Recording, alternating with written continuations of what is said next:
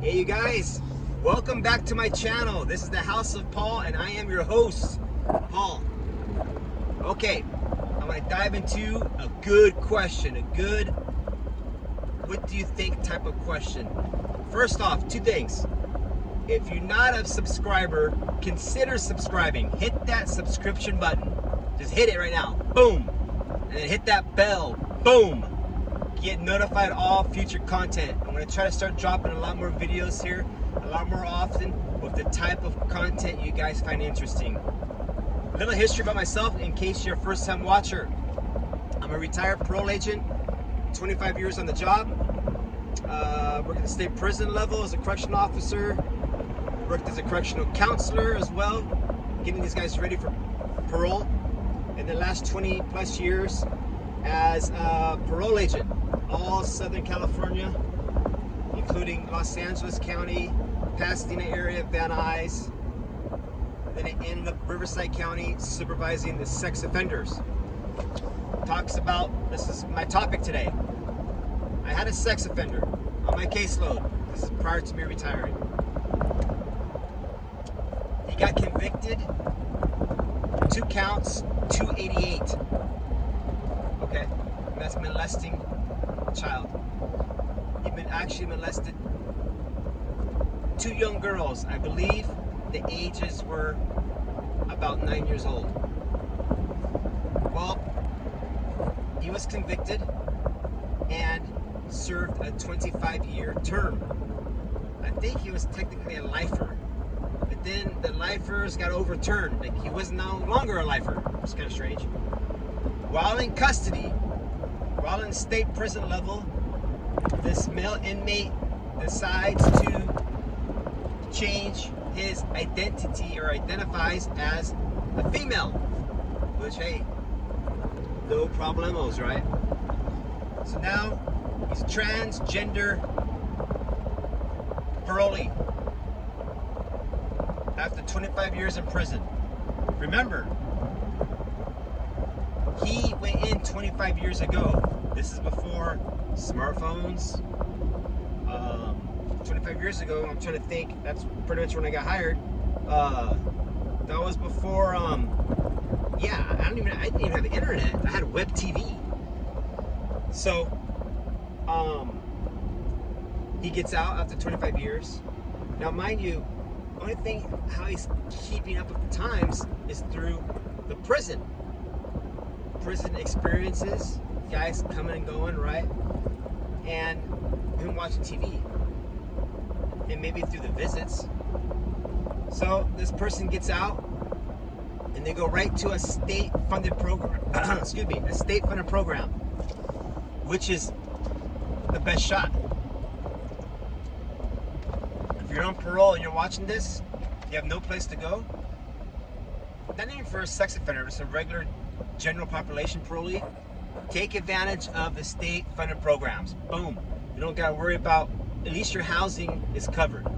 You got to hustle for your food. Hopefully your family kicks down. You can get a general relief. Hopefully get a job here, you know, warehouse job, and then keep it going. Well, anyways, this person gets out, either in one program and then another program, because, mind you, this did 25 years. Transgender. And unbeknownst to the state parole, what I suspect, at the end he got popped, or she got popped for being in possession of narcotics, right? And resisting arrest. That's the end story. So, safe to say, she started using while on parole, right? Started using this time. Actually, I think she gave me 2 dirty tests. We referred to treatment classes, enhanced treatment classes. But if you're taking those hormones, I'm guessing hormones, and then you start mixing it with meth, and then you dabble with marijuana, and then you dabble with alcohol, what do you think's gonna happen? Your whole brain is gonna get kind of wired up. So one day, now it's doing the monopoly, all these programs, and finally, in the state programs, these owners, they don't have to keep you.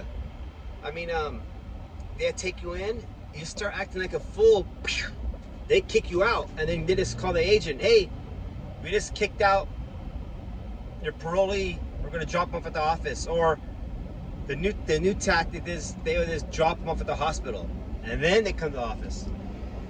So she did that circle. She started burning all the houses up, not literally, but getting kicked out, finishing the program, and then the family gets involved, starts paying out of pocket for these month-to-month sober livings, and wow, that got expensive for them. And actually, I think for 3 months, the parolee convinced the grandmother to pay for her at a hotel, and the daily rate was like $75 a day. A couple of grand was the bill for the month. So I remember talking to the grandma and her mom. I was like, how come we don't do the state-funded program, or at least pay up front for the month? It's a lot cheaper than a hotel, and it's regulated. Well, finally got her into the county. She went through she got exhausted all the resources at the state level. Then she went to the hospital and got hooked up with the county. So the county plugged her into one of the programs in Riverside area. Well, started acting like a fool there. Now, mind you, I'm not saying it's a setup, and I've never done a program myself, but I've been to a shitload of them, boatload of them, up and down, all over the place. You got a lot of drugs in there, and who knows what the hell happens. There's no really house managers there, because the house manager is also on parole. So what does that mean? You know what I mean? So things started getting kind of overloaded there. So bad that the other parolees called the cops on this one, the transgender parolee. When the officers arrived, she thought she could continue acting her foolish ways and slammed the door on them. Bam! They're like, and they went, bam, kicked the door open, had to wrestle her to the ground, refused to get into the car, I think struck one of the officers. Well, they got her for resisting arrest, and when they searched her, lo and behold, she had methamphetamine in her pocket. So now, as a sex offender, your possession of narcotics is a felony. Now, let's go back in time. She just did 25 years in prison, right? 25 years.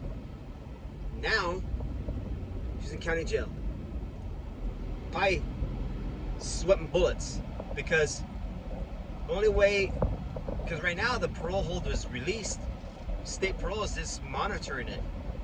Now they're just waiting, hey, is she gonna catch a new prison term?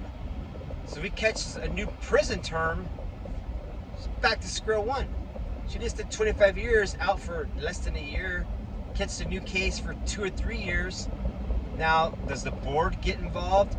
Does she have to go before the board, hey, let me out?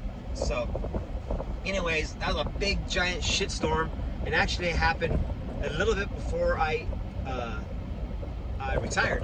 So, I was just talking with another colleague about jail stuff, in which made me look up the case, and behold, that person is still in jail fighting that case. So anyways, if you're on parole and you're watching this and you're a sex offender, do not have drugs on you. Don't do drugs. Stay away from the drugs. So hopefully this content puts in perspective how you could do a shitload of time, convince the Board of Prison Hearings to let you out. But if you're not ready, you're just not ready. I think the community, it was too much stress. And it is. It is stressful out here. Eggs are expensive. Gas is expensive. There's traffic up the ass. Life is rough. You got to hustle. It's a race. But you got to take it easy. So, again, hopefully this video you find interesting. And, again, if you're watching it and you're not a subscriber, do me a solid, hit that subscription button. Just go ahead and hit it. Ah, it felt good, huh? Hit it again. And hit that bell. And then share it.